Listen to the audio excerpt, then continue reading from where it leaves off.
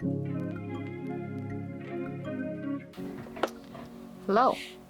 So, I know I'm very late to the game. I have a set of Kuretake Gansai paints in here, which I'm actually really excited to try them because if you have been on YouTube for a little bit, you've definitely, most probably, seen these around since like 2010. And honestly, they weren't available here in Costa Rica before. When they started being available, it was a store a little bit far away from where I live that carried them. But now you can get them in multiple stores. The thing is, I just really didn't want to spend money in these because I'm aware that this Gansai paint is not the same as gum arabic, so they behave a little bit different from traditional watercolors. And yeah, that's why I didn't want to buy them. So I exchanged some art supplies with Lina Serrano. If you know her, she's amazing. She's a fellow watercolor artist here in Costa Rica. And if you don't know her, go follow her on Instagram because she paints really beautiful florals. She also contributes with a beautiful illustration for like as a guest artist in my plants and flowers watercolor collection. The illustration is in the little brochure that I still have to make at this point in time. But anyways, I just really wanted to try these out. Let's swatch them out. I'm looking at the colors because you clearly swatched them in here. Thinking if I can read them, but I think I can actually because there's hiragana there. But well, anyways, let's swatch the colors. I have a little piece of watercolor paper here. This is Fabriano Diseño 5. There's a little piece of paper that I had left over from the sketchbooks that I made. Alright, I'm gonna go get some water now. I just realized there's no purple in this set, which is a shame.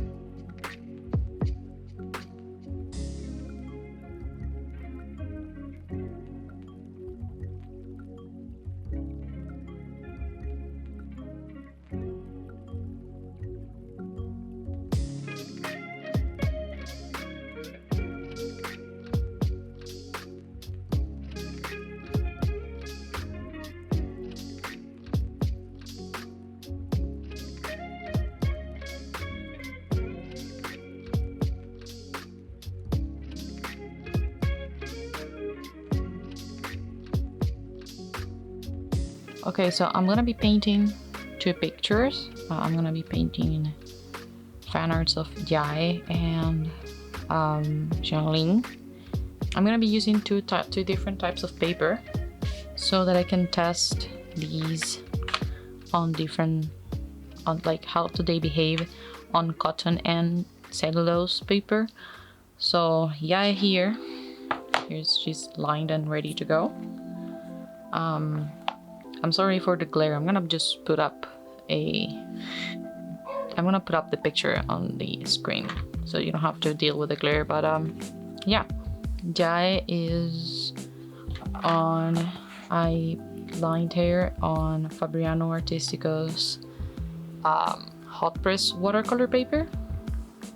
I have to say I I didn't like this paper before, but I think I have a smaller pad. I think it's faulty. So I'm just gonna use it for wash because it just doesn't work for watercolors. And the bigger pad I have, which I cut in half for this, it suddenly works really well. So yeah, I certainly really like it now. I think the first couple of pages were probably a bad batch. I don't know. Maybe it will happen the same for the smaller pad, but whatever. And Shanling here, my family is loud. Shanling here, she is the line art is on Strathmore watercolor paper. Yeah, Strathmore 400 series watercolor paper, so the cheap cellulose one. I think they have a more expensive paper, but I'm not using that one right now. Alright, so welcome to the voiceover part of the video. It has taken me a really long time to edit this video. I'm sorry, it's been like 8 months since I recorded this footage. I come here to you with my thoughts and opinions about the Kuretake Gansai paints. If you don't want to listen to me rambling about them, they are okay paints to start with. They are okay for your sketchbook. Maybe don't sell artwork made with them because they might fade. And yeah, that's my 2 cents on that. But to dig a little bit deeper on what I think about these paints and my opinions and feelings about them, I started with doing a little bit of research so I wouldn't be talking bullshit. I first went to the official website from Kuretake, and they they write that they are traditional Japanese pan watercolors for professional artists and crafters in all caps, very important, and that they are recognizable for their vivid color and quick dissolution. Quick dissolution meaning that they reactivate fast.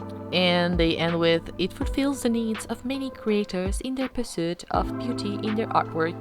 Very poetic. Thank you, Kuretake, for that.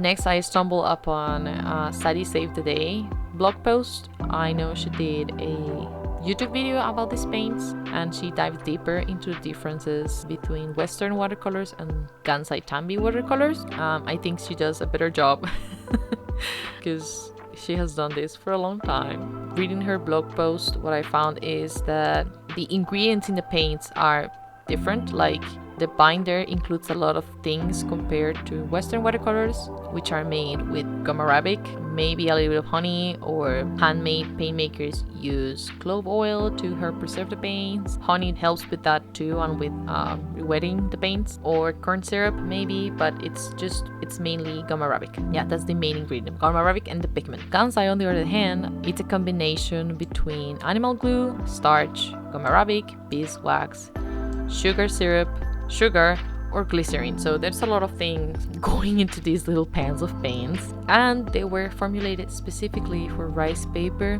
which might explain what they are wildly different from Western watercolors in the way they behave. Rice paper is very thin, and you're not supposed to layer a lot in it.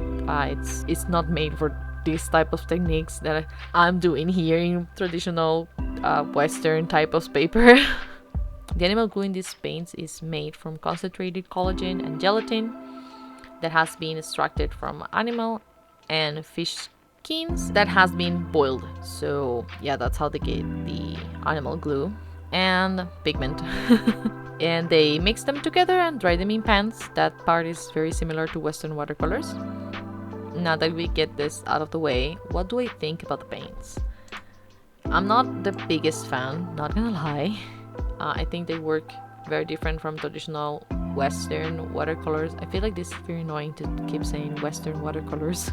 They have like a glossier finish.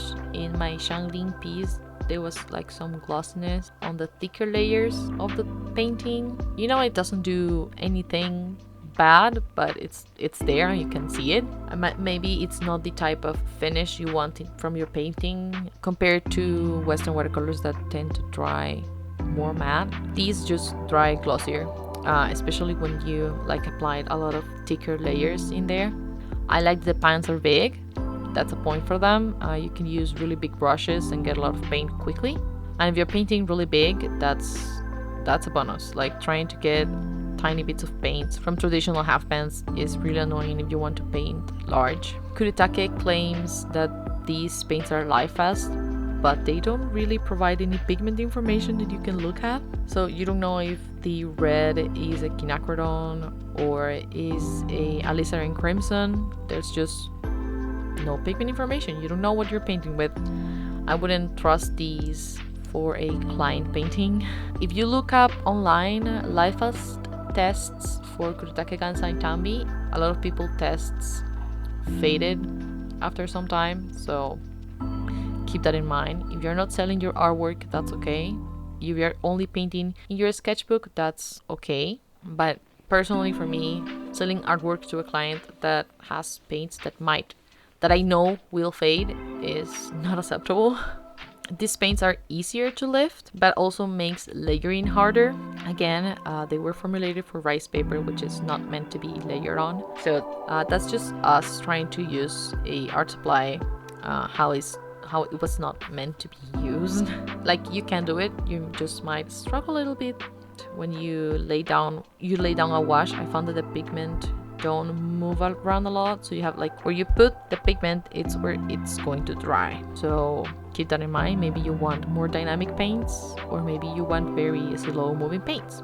I don't know, that's preference. In my opinion, the colors, at least in this set, they are very simple. They lack depth.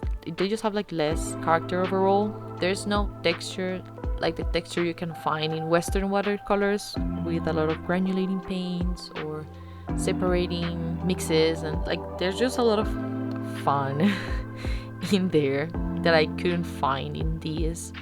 I just have 12 colors, so I don't know, maybe the bigger sets have more extravagant colors. I don't know. I did try this paper, like how I mentioned earlier in the video. I did try it in both cellulose and cotton paper.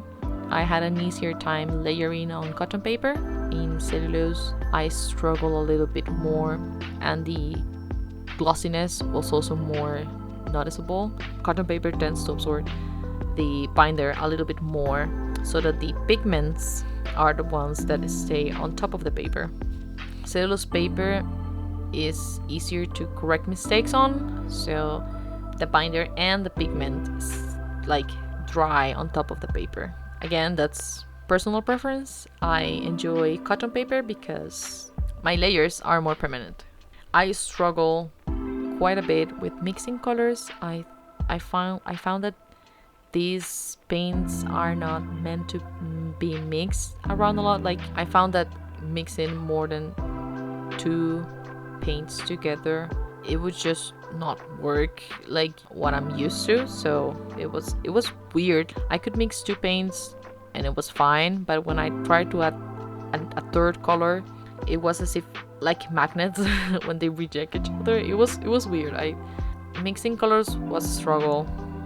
It just was really weird. Maybe it was user error. Maybe I'm just not used to them because I am used to painting with Western watercolors.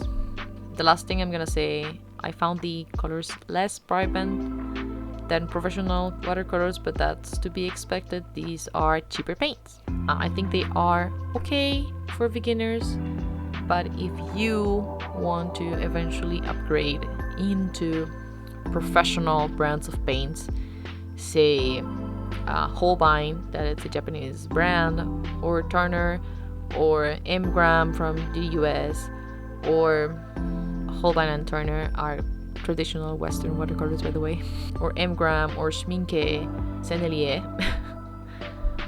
They behave very different, so there's gonna be a very steep learning curve from getting used to paints that don't layer much or that lift very easily and you can like correct mistakes. Like moving from that to more permanent paints, that maybe have a lot more texture, or maybe mixing them feels different. To me, they are very different from Western watercolors in like the way they behave, even though I guess you can use them in a similar fashion. Like, they are okay, they were fine, they are affordable paints. maybe not that affordable if you live in Costa Rica. Well, I think in Amazon they are way cheaper. They are like 20 bucks on Amazon, but I just think there are better options if what you want is in the future paint with Western watercolors, because of the learning curve I was talking about. I find that Van Gogh's and not Prima, but Art Philosophy watercolors, or even Cotman's, that they are not the best. At least how the paints behave is more similar to Western watercolors in general, because they are. I know these options are a little bit more pricey, but I wouldn't recommend this 12 color set to anyone because of how much I struggle with color mixing. I think you should get a bigger set. And when you compare how much the bigger sets are, other types of paints that are a bit more expensive but allow you more control in how you mix the colors, it starts being more viable, if that makes sense. Even there's professional grade watercolors now that are pretty cheap. You can go on AliExpress and get Paul Rubens paints for the same price as you would get a bigger set of these, and they will mix beautifully. I have Paul Rubens and they work great. Rosa Gallery, it is a Ukrainian brand. They sell on Amazon and they're pretty good actually. So pretty good and very good value because they are really cheap when you consider they are full pans and they have really fun sets. I don't know, I feel like there's a lot more options right now in 2023 that don't make Kuretake like the top option for beginners. Maybe I'm just a watercolor snob and I just enjoy the more expensive brands. I'm sorry. I'm gonna leave you with the rest of the speed paint. Do research on the supplies that you're gonna buy before you buy them so that you get weird surprises from them and you get the most value for your money. That's the tip for today. Anyways, thank you for watching. I hope you have a nice day. Goodbye.